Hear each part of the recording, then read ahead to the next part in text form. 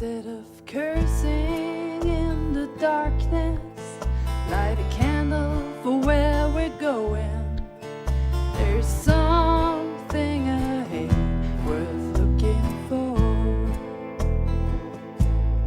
When the light of time is on us, we will see a moment come, and the living soul inside will carry on. Bien, queridos hermanos, hermanas, amigas y amigos, ya hemos dado lectura, ¿cierto?, a Mateo capítulo 6. Ya entramos al capítulo 6 y hemos leído del 1 al 8 y después hemos saltado del 16 al 18. Si ustedes se dieron cuenta, solamente dejamos afuera, porque lo vamos a tratar aparte el próximo domingo, en la oración del Padre Nuestro. ¿En qué consiste esta oración? Las partes de la oración y qué es lo que Jesús nos está enseñando con esta oración. Bueno, eso lo va a exponer el próximo domingo nuestro presbítero Héctor. Así que hoy vamos a hablar de todo lo que está alrededor de este núcleo que es el Padre Nuestro, ¿cierto? Vamos a hablar de lo que Jesús está instruyendo desde el 1 al 8 y después del 16 al 18. ¿Y esto por qué? Porque aquí en esta parte del sermón ya Jesús empieza a hablar sobre un aspecto fundamental. Él empieza a hablar acerca de la espiritualidad y de la vida devocional, de la vida espiritual, de la vida con Dios. Y esto es muy importante. Como nosotros podemos ver y como nosotros podemos entender, y ya hemos visto hasta acá, Jesús lo que está haciendo es reuniendo a su pueblo, reuniendo al pueblo que Él escogió, porque Él es Dios, ¿cierto? Él es Jehová, que llamó a Abraham, ¿cierto? Y que le permitió a Abraham y Sara, a pesar de ser ancianos y a pesar de que Sara era estéril, les permitió tener un hijo en Isaac, en quien fue llamada descendencia, y del cual vino Jacob, y de Jacob vinieron entonces las 12 tribus. Y así el Señor, de manera milagrosa, conformó a este pueblo, con el propósito de que fuese luz a las naciones. Conocemos a grandes rasgos la historia que el pueblo lamentablemente no cumplió fielmente este papel. Así que ahora Jesucristo está reuniendo a aquellos judíos que buscan a Dios, que realmente quieren buscarle de corazón. Hay muchos judíos que no están creyendo, que están endureciendo su corazón. Después Pablo va a decir con palabras muy duras, va a decir que son como ramos de un olivo que son arrancados para que otros ramos sean injertados. Y ahí estamos nosotros, los que no siendo judíos o no teniendo ascendencia judía, sin embargo somos injertados en este olivo que es el pueblo de Dios. Y Jesús también usa palabras muy duras cuando Él habla sobre la vid, y Él dice que Él es la vid. Y por lo tanto Él dice que esta vid del pueblo de Dios, que está básicamente constituida por Él, ¿cierto? Él es la base, el sustento de esta vid. Él dice entonces que los pámpanos que no dan frutos son arrancados y son echados al fuego. Sin embargo, hay un grupo, hay un remanente fiel de judíos, de descendientes de Abraham, en este momento que sí creen. Y ellos se están acercando al Señor. Y ellos escuchan a Jesucristo y quieren saber más. Y este grupo está aquí reunido. Están alrededor de este monte y es como si hubiese un nuevo Sinaí. Como si ahora alguien ciertamente superior a Moisés, mejor que Moisés, y de manera muy humilde, se presenta en este monte para enseñar. Y para enseñar cómo este pueblo renovado puede ser limpiado y puede cumplir su papel para el cual fue llamado, para el cual Dios llamó a Abraham desde el inicio. Cuando Dios llamó a Abraham le dijo, en ti serán benditas todas las familias de la tierra, o sea, todas las naciones, todas las etnias. El propósito de Dios fue siempre que todas las etnias fuesen bendecidas a través de este pueblo. Entonces lo que está haciendo Cristo ahora es renovar, limpiarlos a estos descendientes de Abraham, enseñarles por lo tanto cómo debe entenderse y interpretarse la ley verdaderamente, fielmente, y entonces también le está enseñando cómo deben vivir entre las naciones. Y ya vimos toda una parte que la concluyó el domingo pasado nuestro querido presbítero Vinicius, donde él concluyó toda una sección donde Jesús habla de cómo interpretar de manera correcta la ley. Y aquí no se trata simplemente de una interpretación racional versus otras interpretaciones racionales. No, aquí no es relativismo. Aquí existe una forma correcta de interpretar y existen otras maneras equivocadas de interpretar la Biblia. Jesús siempre reconoció eso. Existen, sí, interpretaciones erróneas. tendenciosas y que lo que hacen es desviar el propósito de la palabra de Dios. Ten cuidado que no te ocurra a ti, querida amiga. Ten cuidado, amigo mío, que no te vaya a ocurrir de interpretar la Biblia de tal forma que tú entonces la estés torciendo para tu beneficio como los fariseos lo hacían. Y Jesús entonces advierte con respecto a cómo interpretar rectamente esta ley. Fundamentalmente lo que él quiere decir es, la ley se interpreta entendiendo que se trata de obediencia de corazón, de obediencia por amor, de temor de Dios que está en el corazón y no simplemente preceptos externos. Y por eso entonces Vinicius nos hablaba la semana pasada al respecto de esto tan difícil, ¿no? Amar a los enemigos. Tanto así que a algunos nos causó un poquito a algunos les causó un poquito de confusión, a algunos les causó, espérate, entonces, ¿no debo buscar justicia? ¿No debo anhelar justicia? No, Jesús ya había dicho que son bienaventurados los que tienen hambre y sed de justicia. Solo como un pequeño paréntesis para aclarar esto, y con el permiso de nuestro presbítero Vinicius, solamente porque algunos se confundieron a pesar de que nuestro presbítero expuso claramente esto. El problema era que ellos querían buscar justicia por sus propias manos, de manera totalmente autónoma y motivados por su odio hacia aquel que les había hecho daño.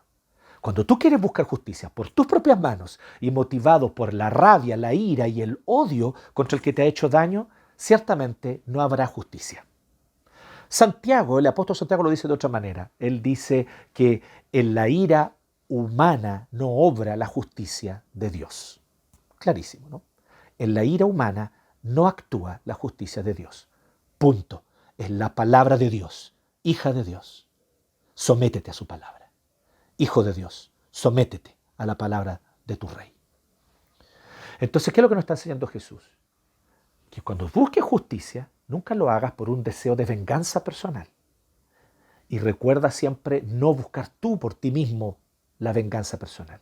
Y ahí está el principio famoso ojo por ojo, diente por diente. Principio inspirado por Dios y que aparecía en el Antiguo Testamento, pero para ser aplicado por los jueces en un tribunal. No para que yo lo aplicara a mi vida cotidiana con el vecino, con el primo, con el hermano, con la esposa, con el esposo. No, es para ser usado en aquellas circunstancias donde algo tiene que ser llevado a tribunal y a juicio porque es muy importante que se haga justicia. Entran a robar a tu casa, ¿cierto? Ocurre un asesinato de un ser querido, ocurre una violación o un abuso sexual. Evidentemente es tu deber buscar justicia. Hay violencia de tu esposo contra ti y por lo tanto tú debes denunciar y buscar justicia. Entonces nadie está diciendo que no, pero ojo que en este proceso jamás tu motivación sea el odio. Siempre tu motivación sea buscar la justicia porque tienes hambre y sed de justicia y por otro lado el perdón hacia el prójimo, no el odio hacia el prójimo, pero el buscar justicia porque esto glorifica a Dios. Espero solamente, disculpen este paréntesis, cierro paréntesis aquí, haber por lo tanto dejado claro que la instrucción de Jesús no niega que se busque la justicia. La instrucción de Jesús lo que busca hacer es que no busquemos por nosotros mismos la venganza personal como si eso fuese justicia. ¿Bien? Una vez entendido eso y comprendido todo lo que Jesús nos enseñó, ahora viene el momento de hablar de la espiritualidad. La espiritualidad. Esto que nosotros hablamos de los actos de devoción, esto que es expresar devoción a Dios, adoración al Señor y nuestra espiritualidad. Y aquí Jesús va a decir algunas cosas muy interesantes en toda esta sección que va del 1 al 18, en realidad, es enterita toda esta sección. Solo que hay un pequeño detalle que, como les decía, vamos a dejar para el próximo domingo el Padre Nuestro y el análisis del Padre Nuestro en sí. ¿Ya? Lo vamos a dejar para el próximo domingo. Porque ahí hay muchas joyas preciosas que sería bueno rescatarlas con más detalle. Así que nuestro presbítero Héctor nos va a guiar en esa exposición. Hoy yo quiero hablarles sobre estos 3 casos que habla Jesús aquí de espiritualidad. El dar a los necesitados o el dar a los empobrecidos. Ya vamos a hablar. ¿Qué queremos decir con empobrecidos? No se asuste con la palabra, quiero explicarla, quiero que usted por favor escuche con calma y atención para entender por qué utilizo esta palabra empobrecidos, que tiene una raíz en el Antiguo Testamento. El dar a los empobrecidos, el orar y el ayunar. El dar a los empobrecidos, el orar y el ayunar. Así que justamente vamos a hablar sobre una espiritualidad contracultural en estos 3 aspectos. Así que los jovencitos más atentos ya probablemente anotaron el título. Los que no, tal vez un poquito distraídos estaban, anoten ahora. Una espiritualidad contracultural. Ese es el título de hoy. Y vamos a hablar tres cosas. Hoy tenemos 3 puntos. Volvimos a los 3 puntos nuevamente. Y vamos a hablar 3 cosas de la espiritualidad contracultural. Entonces vamos directo al grano. En primer lugar, una espiritualidad contracultural da a los empobrecidos para hacer la voluntad de Dios.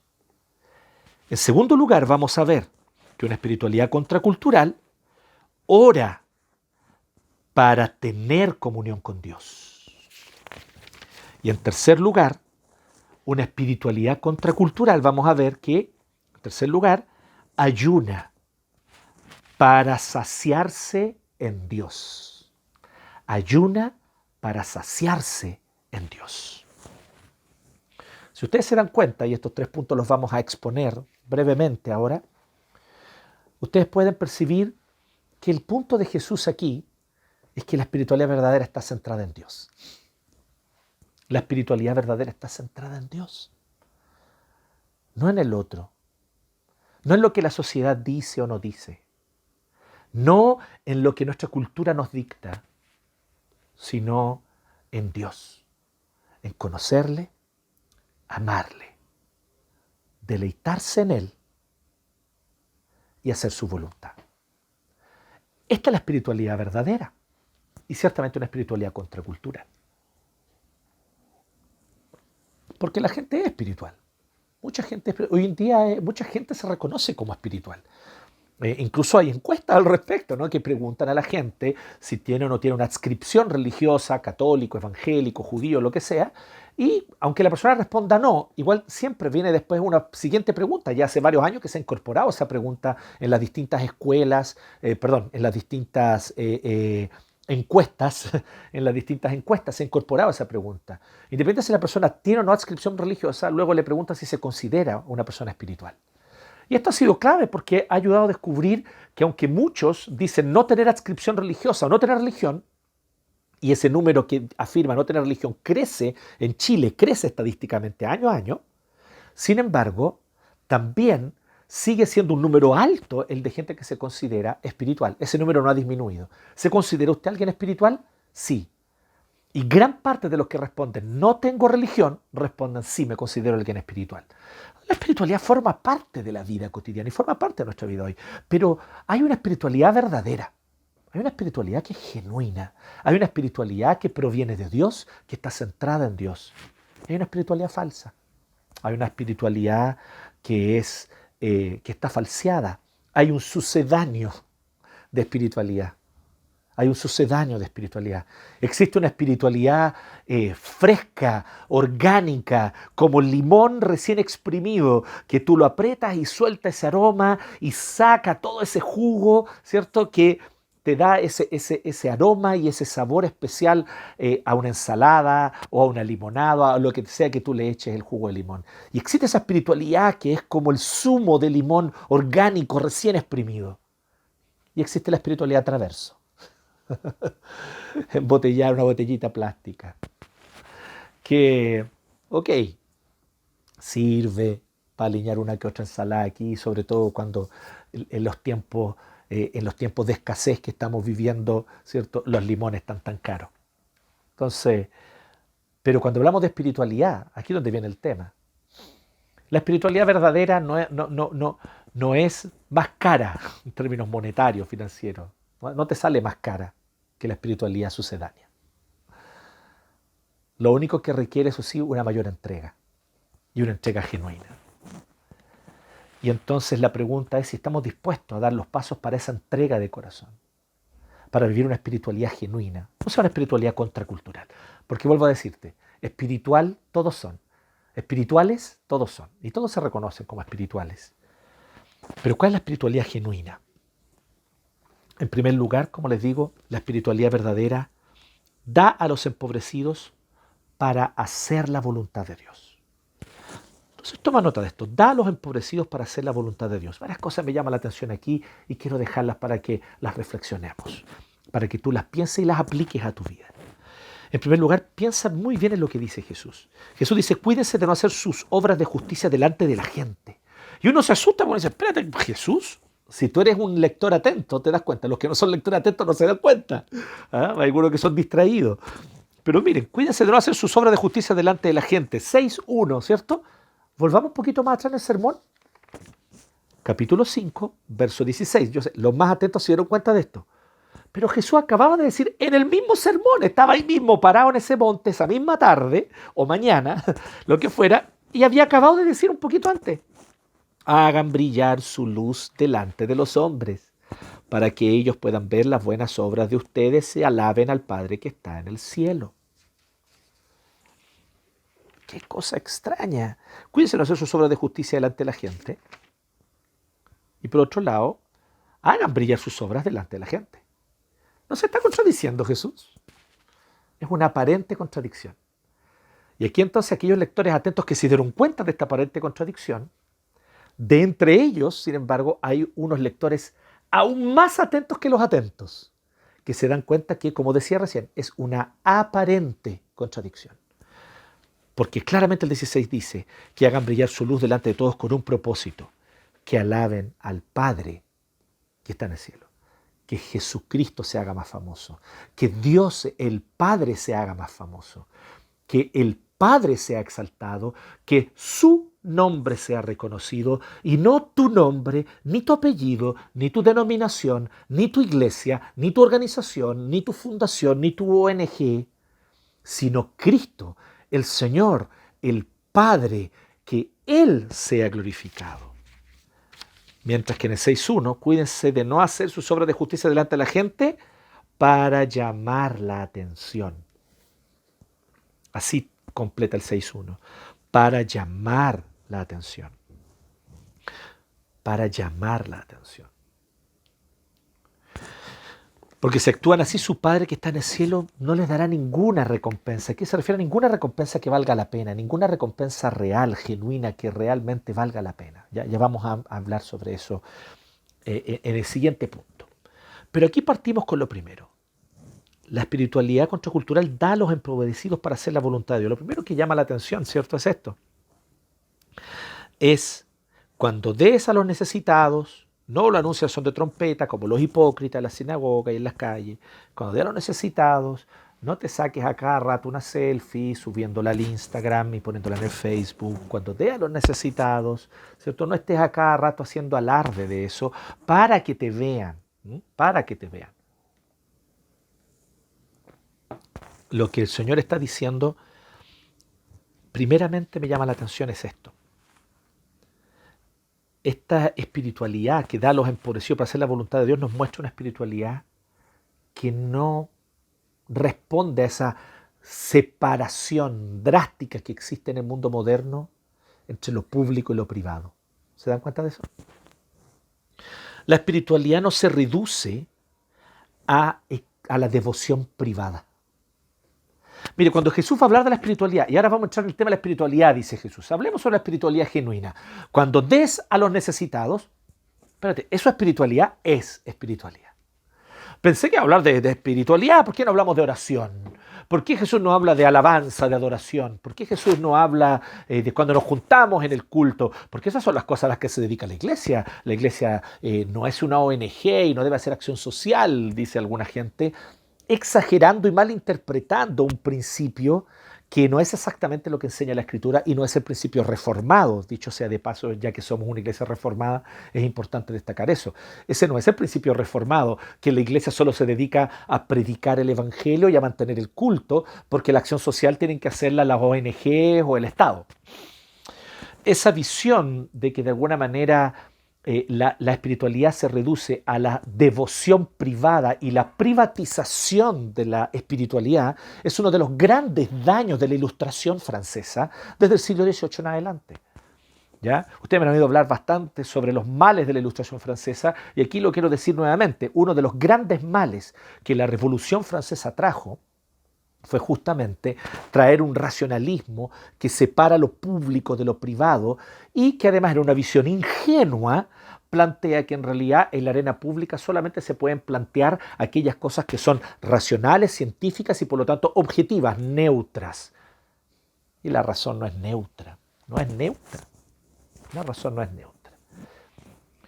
Lamentablemente muchos creyendo esto se abogó por la idea, por lo tanto, ya no solamente de un Estado laico, lo cual es muy bueno, porque un Estado laico no tiene una confesión religiosa y permite que todas las religiones coexistan en una sociedad plural como la nuestra. Eso no es malo.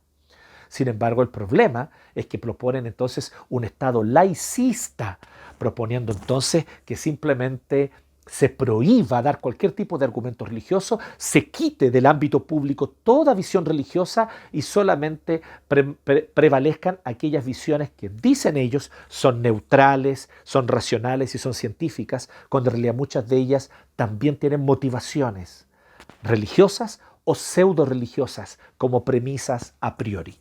Disculpen que haya entrado en esta temática tal vez más filosófica, política, pero es importante que destaquemos aquí esto primero, que Jesús, y este es mi punto que quiero decir, no hace una separación drástica de lo público y lo privado. Para él es espiritual preocuparse de los pobres.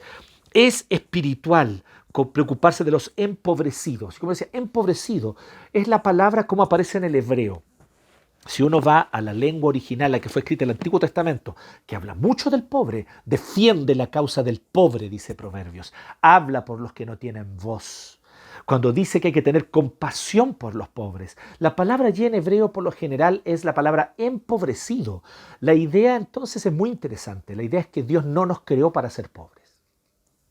Dios no nos creó para ser pobres. Cuando Dios creó el jardín del Edén, creó un huerto de abundancia donde todos nosotros podíamos, cada uno conforme a sus capacidades, desarrollar su potencialidad, cultivar, cosechar y ciertamente desarrollar sus dones y talentos.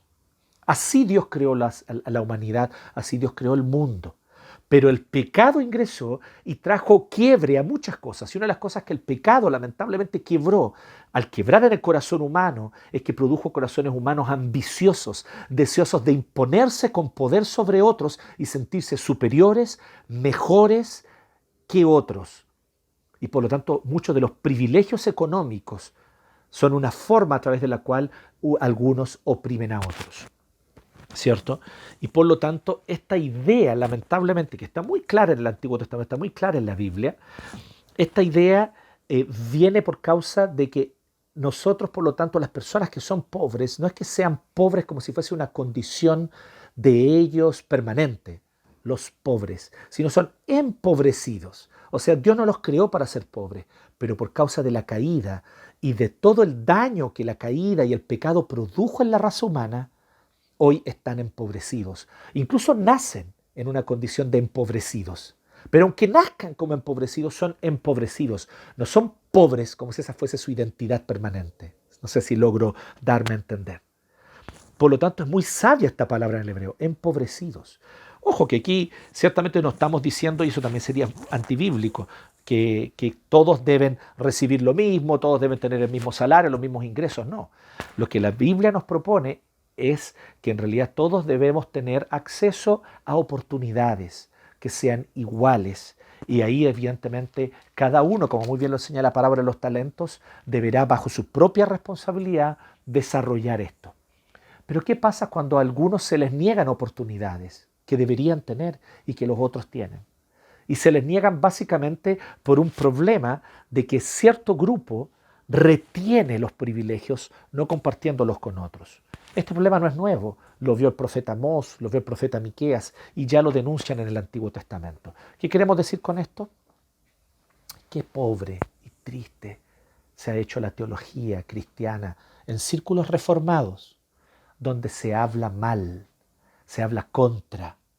Todos aquellos que buscan tener una preocupación activa por los más necesitados, por los empobrecidos, cuando se busca tener una preocupación activa por ellos, en algunos círculos, gracias a Dios son algunos, pero aún así existen, lamentablemente y vergonzosamente, porque me da vergüenza que exista eso entre reformados, pero existe, que critican a cristianos que tienen esa preocupación con el pobre y con el empobrecido, diciendo que no deberían hacerlo, porque de eso se deberían preocupar las ONGs, que para eso formen una ONG, que para eso entonces lo que tienen que hacer es buscar entonces que el Estado provea O busquen que la sociedad civil se organice, pero la iglesia no tiene que inmiscuirse, ni siquiera hablar ese tema ni plantearlo. ¿Qué Biblia leen estos reformadirijillos? Porque honestamente tenéis que cortar con una tijera un montón de partes importantes de la Biblia para pensar algo así. Es parte de la espiritualidad del cristiano, la compasión al necesitado, la compasión al empobrecido. Es parte esencial de una espiritualidad, de alguien que ama a Dios sobre todas las cosas, que lo motiva es amor a Dios, que ama su gloria, que exalta la soberanía de un Dios glorioso, maravilloso, soberano en la historia. Qué gloriosa doctrina tenemos los reformados de un Dios supremo, soberano, que todo lo hace conforme a su voluntad porque así le place y todo lo que él hace lo hace para su gloria. Pero al mismo tiempo que nos admiramos, nos asombramos y adoramos a este Dios, también es totalmente coherente con esa visión reformada. Mirar al prójimo y decir, este prójimo caído, rebelde, transgresor y pecador, incapaz de salvarse a sí mismo, sigue siendo imagen y semejanza de Dios.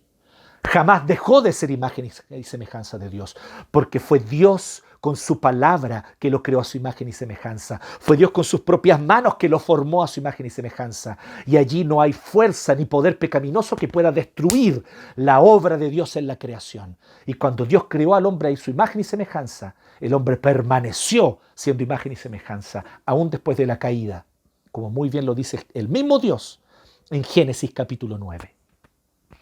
Por lo tanto, yo miro al prójimo y veo en él un reflejo pálido, torcido, quebrado, pero veo un reflejo de la gloria de Dios. Entonces no me parece bien que mi prójimo tenga que buscar comida en la basura. No me parece correcto, en absoluto, que la gloria de Dios que está allí, en ese reflejo, muera de frío en las noches de invierno porque no tiene un techo. Y al otro día los carabineros lo descubren a las 6, 7 de la mañana, que se murió por el frío en la noche. Entonces, cuando nosotros vemos esta situación, esto debe dolernos. Cuando vemos la situación de aquellas madres solteras que buscan sacar adelante a sus hijos, que es lo que nos dice claramente el Antiguo Testamento. Siempre nos habla del empobrecido y nos habla de el huérfano, la viuda y el extranjero. ¿Qué pasa con aquellas madres solteras, extranjeras, que vienen en búsqueda de una oportunidad laboral? Reúnen las 3 características: viudas, huérfanos, extranjeros. ¿Tenemos una mirada de compasión? Jesús nos dice que es parte de la espiritualidad preocuparse con los más necesitados. Y esto está presente desde el Antiguo Testamento. Lamentablemente son demasiados los textos bíblicos. Yo no puedo aquí citarlos todos, pero evidentemente no puedo sacarme de la mente aquel texto maravilloso que nos dice: oh hombre, Dios ya te ha dicho, Jehová ya te ha dicho lo que quiere de ti. ¿Y qué es lo que Él quiere de ti? Que ames la misericordia, que hagas justicia y que camines humildemente con tu Dios.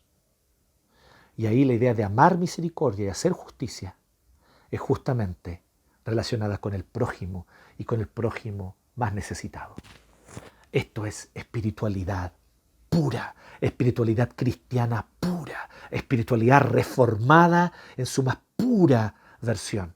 Si queremos mirar ejemplos, Calvino, organizando a los diáconos de la iglesia para atender a los refugiados franceses que venían escapando, empobrecidos, venían escapando de Francia de la persecución y que llegan a Ginebra con una mano adelante y otra atrás. Y es Calvino moviendo a compasión a la ciudad y diciéndole: tenemos que donar, tenemos que preocuparnos, tenemos que ver las necesidades de cada uno. Y a los diáconos los organizó para que hicieran un listado de cada una de las familias de refugiados que había en Ginebra, para así atender sus necesidades y que a uno le faltara un colchón donde dormir, un techo bajo el cual refugiarse, ropa para el invierno y alimento para su día.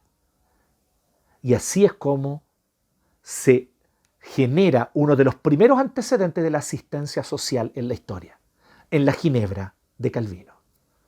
Entonces, queridos hermanos, no hay espiritualidad verdadera allí donde no hay compasión por el empobrecido. Así que da a los empobrecidos, pero para hacer la voluntad de Dios, no para autoglorificarse. Busca promover la justicia y dignidad de quienes son imagen y semejanza de Dios. Y aquí es donde está la diferencia. No quiere cumplir con una agenda política.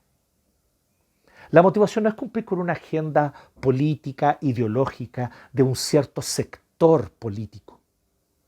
Esto es totalmente erróneo, es totalmente equivocado. Buscar responder a una agenda y que esa sea tu motivación, lamentablemente esa motivación va a durar hasta donde dure tu ideología. Pero cuando tu motivación es la gloria de Dios en el prójimo, porque Él fue creado a imagen y semejanza de Dios, entonces esa motivación es una motivación permanente. Y eso es lo que está diciendo Jesús. No hagan, por lo tanto, para ser vistos, para ser alabados, para promover una agenda ideológico-política, para promover una agenda humana. Háganlo para que Dios sea glorificado. Háganlo para que la voluntad de Dios se cumpla. Háganlo para que la imagen y semejanza de Dios, rota, quebrada en el prójimo, pueda ser restaurada. Y por lo tanto, en ese dar el plato de comida, en ese entregar un abrigo, va también el anuncio glorioso del Evangelio de salvación por medio de la cruz y la resurrección de Cristo. Porque queremos que esa imagen sea restaurada, ciertamente de manera integral. Entonces es cierto, queremos ciertamente que Él no esté con hambre. Queremos ciertamente que Él no esté muriéndose de frío. Queremos ciertamente que Él encuentre un lugar en el cual Él pueda vivir. Queremos ciertamente que encuentre un trabajo para desarrollar sus capacidades, porque esto ciertamente dignifica al ser humano. Pero entonces nosotros también, junto con eso, les anunciamos la gracia, el perdón de Jesucristo, que mediante Jesucristo Dios nos da. Así que la espiritualidad contracultural da a los empobrecidos para hacer la voluntad de Dios. El centro es Dios, la motivación es Dios, el objetivo es Dios. Los ojos del que da a los necesitados tienen que estar puestos en Dios, no en el Facebook, no en el Instagram, no en los likes. Que tus ojos estén puestos en Dios, en el Señor, que te ve, que te mira y dice, bien, buen siervo y fiel. Por cuanto lo hiciste a uno de estos más pequeños, a mí lo hiciste.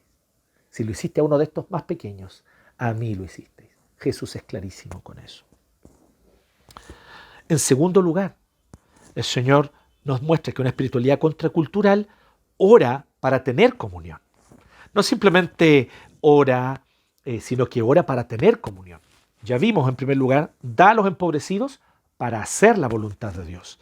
Ora, ahora en segundo lugar, ora para tener comunión con Dios. Y aquí él claramente contrasta con dos aspectos. Él contrasta por un lado con quienes lo hacen para obtener prestigio y por otro lado, ¿cierto?, lo contrasta con los paganos que buscan de alguna manera manipular las circunstancias. Estas dos motivaciones erradas para orar, estas dos formas sucedáneas de orar, estas oraciones traverso, lamentablemente no es la manera como el Señor nos invita a realmente orar. Y de lo que trata la oración finalmente. Si la oración no se trata de cuán bien yo lo hago frente a otros, no es una performance para yo obtener prestigio, ni tampoco la oración es una varita mágica para obtener algo o para manipular las circunstancias. Eso claramente nosotros lo podemos identificar aquí en esta lección de nuestro Señor Jesucristo. Entonces, ¿qué es lo que nosotros vemos aquí?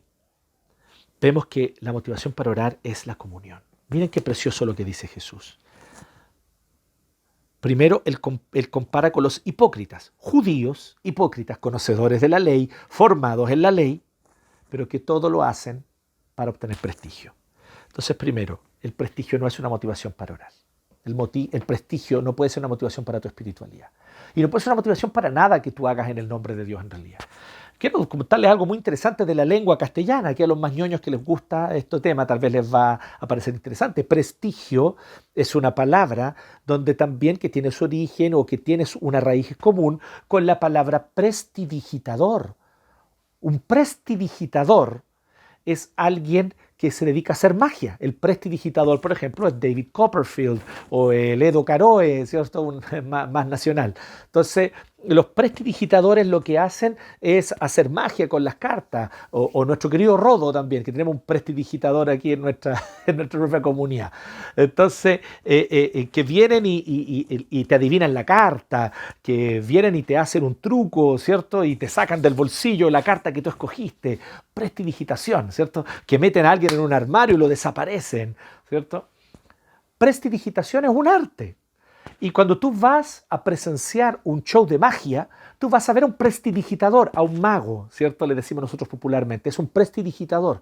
Lo vemos para que él nos haga una apariencia de algo, pero no es exactamente lo que él está haciendo, lo que terminamos viendo. Entonces, con estas maniobras de distracción, que son propias de entretención, ellos lo que hacen es entretenernos con un truco de magia. Es muy entretenido cuando uno va con la intención de ser de alguna manera...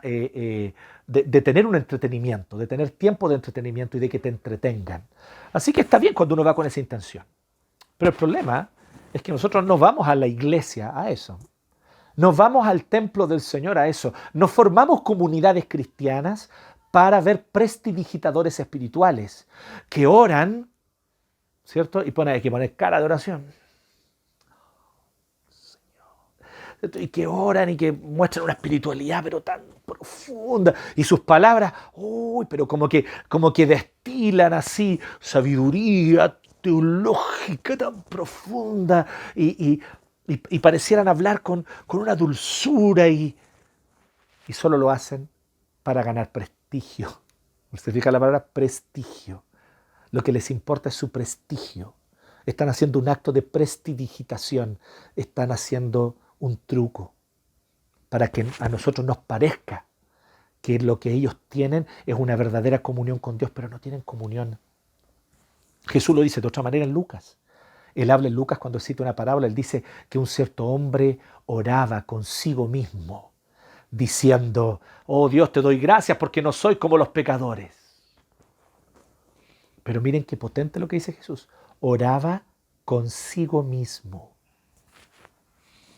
Qué triste esto, y perdónenme, esto es tal vez fuerte lo que voy a decir, ¿ya? Es fuerte lo que voy a decir, pero lamentablemente allí no hay espiritualidad. Ahí lo único que hay es ego, es masturbación espiritual. Es el centrado en mí mismo, es el yo centrado en mí mismo. Oraba consigo mismo, no estaba en comunión con Dios. Y entonces el Señor nos dice claramente que eso no es oración. Y luego compara con los paganos. ¿Y por qué oran los paganos? Los paganos oran para manipular las circunstancias. Los paganos dicen, ok, ¿qué ofrenda le ofrezco a mi Dios? El Dios Baal pide tales ofrendas. Si tú le entregas tales ofrendas porque esas les gustan a él, entonces ese Dios te va a responder. La versión un poquito más contemporánea de eso, y que la hemos visto en la espiritualidad popular, son los santitos, ¿no? Oye, ¿qué es lo que le gusta al santito? Bueno, le gusta que le vayan a prender vela a tal lugar, a tal gruta. Bueno, vaya a esa gruta y préndale allí una vela para que el santito le haga el favor, ¿cierto? Entonces después, gracias San Pancracio por el favor concedido o lo que sea. Entonces es la lógica pagana del politeísmo pagano antiguo que aún permanece en el catolicismo popular también. Y que permanece, y hay que dirán, bueno, sí, estos católicos, qué terrible, permanece en el mundo evangélico también. Y sobre todo ha resurgido fuerte con la famosa teología de la prosperidad, ¿cierto? Y con todo este movimiento apostólico, profético, ¿cierto?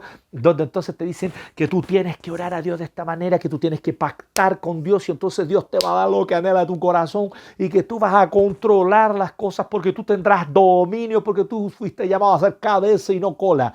Y puro sacando versículos de contexto, interpretándolos pésimamente mal, lo que hacen es justificar una espiritualidad verdaderamente pagana. Es una espiritualidad pagana, politeísta, donde lo que yo busco es manipular las circunstancias, o incluso, peor aún, manipular a Dios a través de mis palabras, mis oraciones, mis pactos, mis etcétera, etcétera, etcétera. Entonces Jesús ambas cosas las condena. Aquellos que oran con una teología muy correcta, muy santa, muy reformada, pero lo único que quieren es ganar prestigio, los prestidigitadores espirituales. Y por otro lado, está el otro lado de la magia, ¿cierto? Los hechiceros. Entonces Jesús dice, no oren como prestidigitadores para causar una impresión en los demás con sus trucos, pero tampoco oren como hechiceros. ¿Qué es lo que es un hechicero? Un hechicero invoca hechizos. Esa es la palabra justamente. Invoca hechizos. Wingardium Leviosa. No es Leviosa, es Leviosa. ¿Cierto? Entonces invocan ahí, ¿cierto? Un expecto patronum, ¿cierto? Oculus reparum.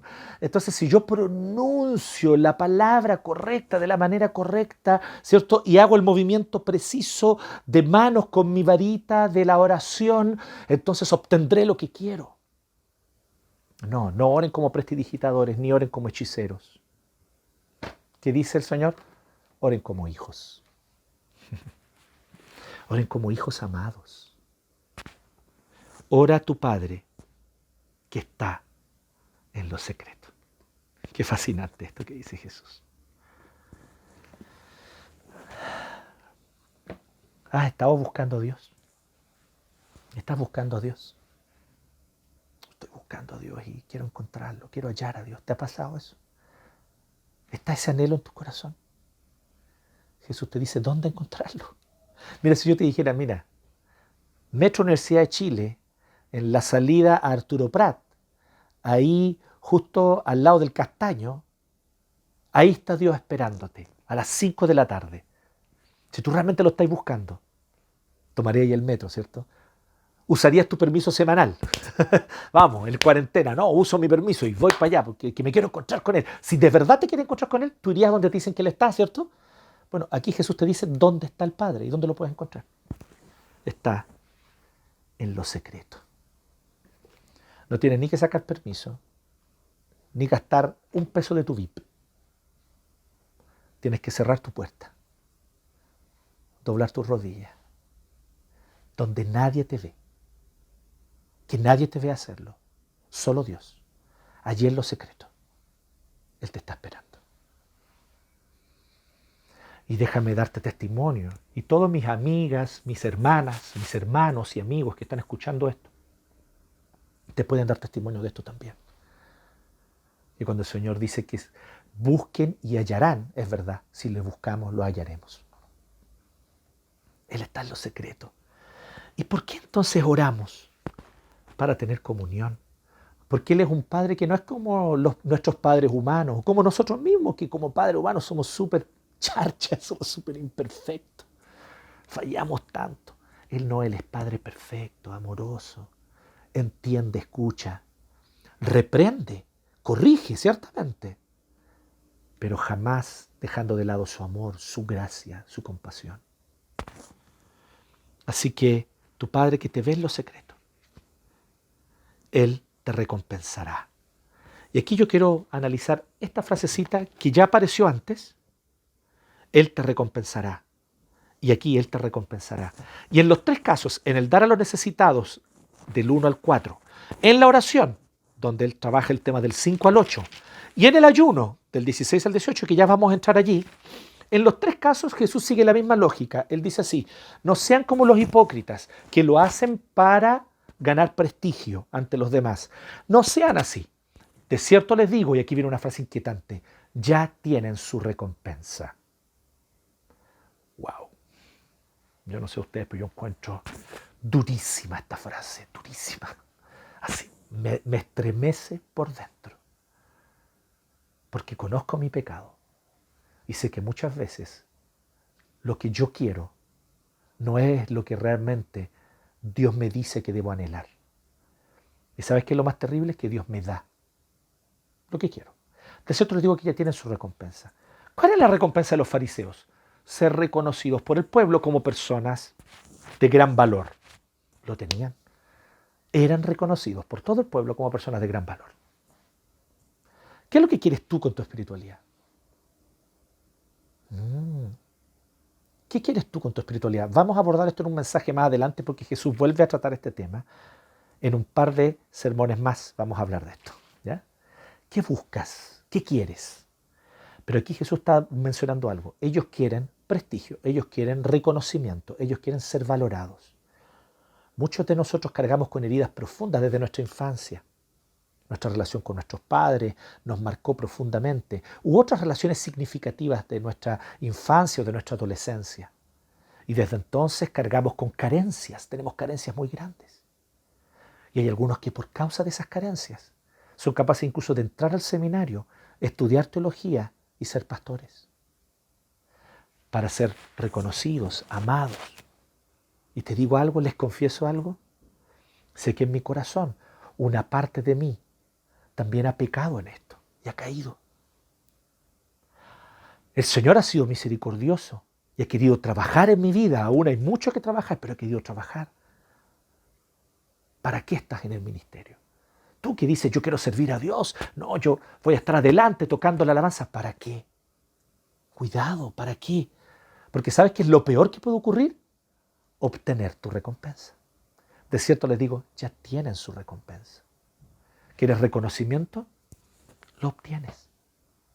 ¿Qué quieres? ¿Quieres que la gente diga, oh, qué maravillosa esta persona, qué espiritual? Lo tienes. Algunos incluso pueden irse a misiones y ser misioneros en el campo transcultural con la motivación torcida. Y te digo algo, de cierto, tienen su recompensa. Se tornan en grandes predicadores, se involucran y salen en medios de comunicación. ¿Para qué? Para ser valorados y reconocidos. De cierto les digo, ya tienen su recompensa, pero tú ¿para qué estás haciendo lo que haces? Y Jesús nos dice, para que Dios sea glorificado, para que Jesucristo se haga más famoso, no tú, no yo, para que el nombre de Jesús sea alabado y exaltado, para que tú mengues y Él brille y crezca. Esa debe ser nuestra motivación. Y entonces Él dice, y ahí uno dirá, pero entonces no hay que hacerlo por recompensa. No, hay que hacerlo por recompensa, pero por la recompensa correcta, porque después, en los 3 casos, como les decía, Él dice, los hipócritas lo hacen por esto, ya tienen su recompensa. Pero en los 3 casos también, tanto en el dar a los necesitados como en la oración, en el ayuno, Jesús dice, pero tú, tu Padre, te recompensará. Si lo haces en secreto, tu Padre te recompensará, porque tu Padre te recompensará, dice también en el versículo 6. Y luego dice entonces en el 18, tu Padre te recompensará. O sea, Jesús está diciendo que no es malo buscar una recompensa. El problema es, ¿qué recompensa estás buscando? Y la recompensa de la oración, ¿sabes cuál es? Y sabes que solo los necios la menosprecian. ¿Sabes cuál es la recompensa de la oración? Comunión. Conocer a Dios. No estoy hablando de conocer teológica, de tener conocimientos, de saber conceptos teológicos. Sí, los conceptos teológicos son parte te ayudan a esta comunión con Dios, porque nos asombran sus atributos cuando los estudiamos, cuando los miramos en la Escritura. Entonces yo no estoy negando la importancia de la teología, por favor, pero muchos cometen el error de quedarse solo con eso,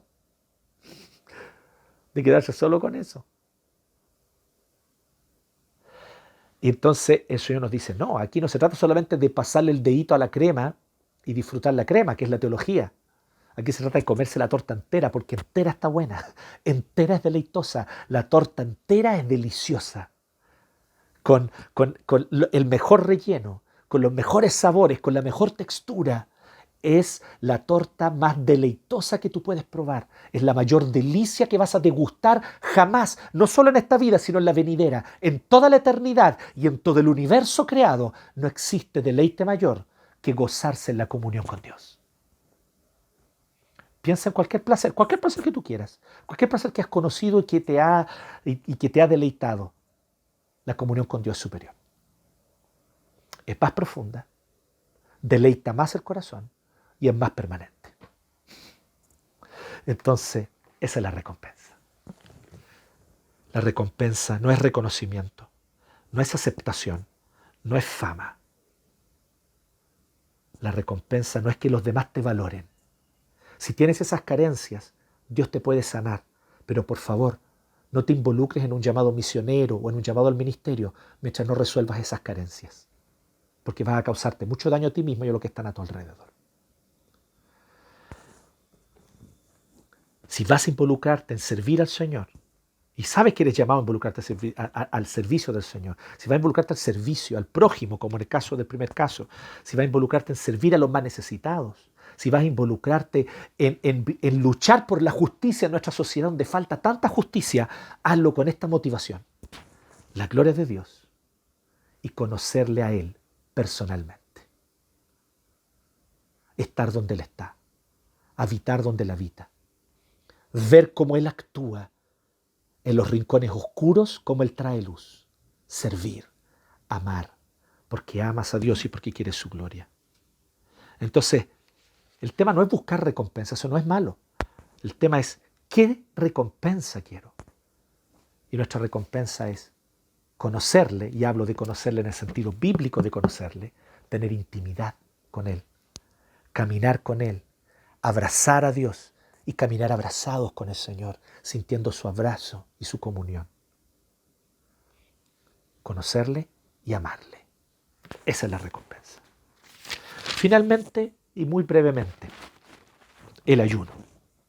Es un tema, a algunos les inquieta el ayuno. Yo no voy a entrar en este detalle, no voy a entrar aquí con detalles, solo quiero decir algo, ¿ya? Si a usted le dijeron que los reformados no ayunan, los que dijeron eso son real y absolutamente ignorantes, de una ignorancia supina. Si a usted le dijeron, no, es que los presbiterianos no ayunan, no es así. Es que esos que creen en la gracia, los salvos siempre salvos, no ayunan. Por favor. Knox era conocido por la oración y el ayuno. John Knox, el padre de la iglesia presbiteriana. Se decía de John Knox, ya sus contemporáneos decían, que cuando John Knox predicaba desde el púlpito, el trono de Escocia temblaba. Pero también se decía que la reina en una ocasión dijo: yo prefiero escuchar que vienen contra mí todos los ejércitos del mundo antes que escuchar que John Knox está orando. Ella le tenía terror a Knox cuando oraba. Era un hombre de oración que pasaba vigilias de oración de manera regular, y durante esas vigilias él también ayunaba. Ahora, ¿qué es el ayuno? Aquí esto es muy importante. Existe una forma equivocada de entender el ayuno. Y muchos entienden, pero es que el ayuno no es así como yo me hago un sacrificio y entonces para que Dios desde arriba vea mi sacrificio y diga, ¡oh, qué lindo el sacrificio de mi hijo! Dejó de comer por mí. Muy bien, aquí te bendeciré. De nuevo, lógica pagana. ¿Se acuerdan la lógica del hechicero que quiere manipular las circunstancias o incluso manipular a Dios para que le dé lo que él quiere? Esa es la lógica del hechicero. Entonces no ayunamos con lógica del hechicero. Y ciertamente, como muy bien dice Jesús aquí, tampoco ayunamos con la lógica del prestidigitador. ¿Y cuál es la lógica del prestidigitador? Que cuando ayuna no se baña, cuando ayuna no se afeita. Bueno, yo no me afeito nunca, así que ustedes saben, pero cuando ayuna no se afeita. Entonces, cuando ayuna, se deja la cara demacrada y está. Oye, ¿qué le pasa? Estoy ayunando, hermano, estoy clamando al Señor. Llevo 3 días de ayuno, hermano. No, él dice, lávate la cara, hermano, lávate la cara, arréglate, afeítate, perfúmate, que nadie se entere. Que te vean y digan, oye, ahí está fulano, sí, tan animado como siempre, ¿no? En su trabajo, o tan animado como siempre. Pero está ayunando. ¿Quién lo sabe? Nadie, solo Dios. Y eres el único que tiene que saberlo. Ayuna, y aquí es donde está la tercera característica de la espiritualidad contracultural. Ayuna, sí, ayuna. El presbiteriano ayuna, el reformado ayuna. Yo te invito a hacerlo con regularidad. Personalmente, mis tiempos de ayuno han sido mis tiempos de mayor claridad espiritual.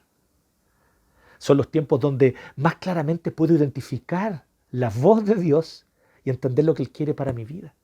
Y mis tiempos de confusión, donde no he sabido qué hacer ni cómo actuar, se caracterizan por tiempos en los que yo descuido la disciplina del ayuno. Te lo digo como testimonio personal. Y por eso te digo, esta es una disciplina que tú debes seguir. La gente se va a enterar cuándo, en qué momento está ayunando, no tiene por qué enterarse cuándo. Lo importante es que lo hagas. Debe ser una disciplina regular en tu vida. Entonces dice, ayuna, pero para hallar saciedad en Dios. Ayuna para saciarse en Dios. Y aquí está la clave del ayuno. Entonces voy a tener que responder esto, porque Jesús no tenía que responderlo porque los judíos de su época lo tenían claro. Pero nosotros necesitamos responderlo. ¿Por qué ayunar? ¿Por qué ayunamos? Ayunamos porque cuerpo y alma no son dos cosas aparte, separadas, o una adentro de la otra, como si fuese una mermelada dentro de un frasco, o los lápices dentro de un estuche. No, esa no es la relación alma-cuerpo. Alma y cuerpo están íntimamente unidas, entrelazadas, formando un todo coherente. De tal manera que existen enfermedades psicosomáticas, como muy bien lo saben los que trabajan en el área de la salud, porque alma y cuerpo están íntimamente entrelazados. Entonces, ¿qué es lo que el ayuno refleja? Esta visión completa, holística del ser humano. Nosotros, por lo tanto, que somos cuerpo y espíritu intrínsecamente unidos, nuestro cuerpo es la expresión espacio-temporal de nuestro espíritu. Por lo tanto, en esta realidad, cuando yo dejo de comer, mi espíritu recuerda, soy necesitado, soy criatura. Si no como, las tripas me suenan y se me revuelven por dentro. Si no como, me debilito. Y a mediodía ya siento que me está faltando el azúcar. Si no como, ciertamente mi cuerpo me recuerda y le recuerda a mi espíritu, eres un ser creado, eres necesitado y Dios puede saciarte. Entonces lo primero que el ayuno nos ayuda a hacer es recordar nuestra condición como seres creados, como criaturas necesitadas y absolutamente dependientes. Y el hambre física te ayuda a recordar la necesidad espiritual, porque así de unido está nuestro cuerpo con nuestro espíritu. Esto es lo primero. Y la segunda razón por la que el ayuno es muy importante es que una vez que nosotros sentimos esta necesidad y nos recordamos a nosotros mismos, y ahora lo recordamos no solo como una verdad intelectual, sino que ahora lo estoy viviendo, lo estoy sintiendo, mis entrañas, mis tripas lo sienten. Soy un ser necesitado, soy una criatura pequeña y absolutamente dependiente. Entonces ahí, por eso el ayuno no tiene sentido sin oración. Si tú simplemente dejas de comer, dejaste de comer, eso es una dieta. Una dieta radical. Eso no es ayuno espiritual. El ayuno espiritual está siempre acompañado con oración. Tú dejas de comer para orar y usas los tiempos que normalmente usabas para comer, los usas para orar y oras más de lo habitual durante los días de ayuno. Entonces, la única sentido es la oración, le provee este sentido al ayuno. Entonces, cuando tú oras, buscas a Dios en vez de comer. Y aquí se produce algo absolutamente maravilloso. Empezamos a darnos cuenta que aunque el cuerpo sigue necesitando, aunque las tripas siguen sonando muchas veces las tripas siguen sonando, pero tú no estás angustiado ni acongojado. Tu corazón se goza. Dios es suficiente. Aunque yo no tenga comida y aunque ya llevo 8, 12 horas sin comer, mi corazón está lleno. Mi corazón está pleno, mi corazón está saciado, porque Dios me sacia. Entonces el ayuno tiene ese doble movimiento. Recordarnos que somos seres necesitados y dependientes. Y recordarnos que Cristo es suficiente y Él sacia nuestra vida. Y ahí claramente Jesús lo dice claro. No sean ayunadores no sean ayunadores prestidigitadores. No hagan ayuno como los prestidigitadores. Y yo le añadiría, si bien Jesús aquí no aborda eso, pero yo le añadiría a la luz de otros textos bíblicos que hablan sobre el ayuno, en otros textos de la Biblia, no ayunen como hechiceros. O sea, no ayunen para hacer un show delante de los demás, sin bañarme, sin vestirme, sin afeitarme y que todos me ven la cara demacrada. Si es que estoy ayunando, hermano, gloria a Dios. ¿Qué gloria a Dios? Mentira, que eres puro la gloria para ti. Ni tampoco ayunes como hechicero. ¿Y cuál es el ayuno del hechicero? No estoy ayunando para conseguir algo de Dios, para que Dios me dé lo que yo quiero, para manipular las circunstancias del universo, para manipular la voluntad de Dios. No, ayuna para que tu corazón sea saciado de la presencia de Dios. Por lo tanto, esta es la espiritualidad contracultural. La espiritualidad contracultural da a los empobrecidos. Ora y ayuna. No te llames espiritual si no tienes preocupación y tu corazón no tiene compasión y tu corazón no se acongoja por la realidad de los empobrecidos, necesitados, de la viuda, el huérfano, el extranjero.